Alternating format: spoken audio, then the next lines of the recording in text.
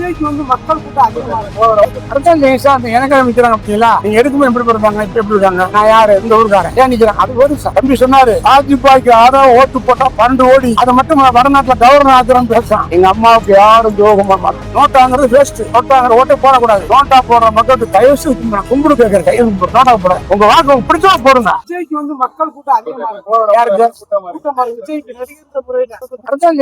எனக்கு நிக்கிறாங்க அப்படிங்களா? நீங்க எதுக்குமே எப்படி இருப்பாங்க, இப்ப எப்படி இருக்காங்க? நான் யாரு, இந்த ஊருக்காரன் ஏன் நிக்கிறேன்? அது ஒரு வந்தாங்க வருவாங்க, என்ன பேசுறாங்க, என்ன செய்வாரு, முகத்தை பக்கம் தெரிஞ்சுவோம். இது செய்யுமா செய்யாதுன்னு தெரிஞ்சுவோம். சாதாரணம் இல்ல. நான் நினைக்கிறது முக்கியம் இல்ல, என் வாக்காளர் நினைக்கிறது முக்கியம். நான் ஒரு ஆள் சொல்லி போலாமா? ஒரு ஆள் சொல்றது பெருசா, 2 லட்சம் பேர் சொல்றது பெருசா? அவங்க முடிவு பண்ணணும். எது நல்லது, எது கெட்டது, யார் வரணும், யார் செஞ்சாலும் வந்த செய்வாங்கன்னு சொல்றது மக்கள் முடிவு பண்ணது. நான் என்ன வரைக்கும் சொல்லுங்க, அரசியல் சொல்லுங்க. நீங்க கேட்கறீங்க கேள்வி சொல்லுங்க.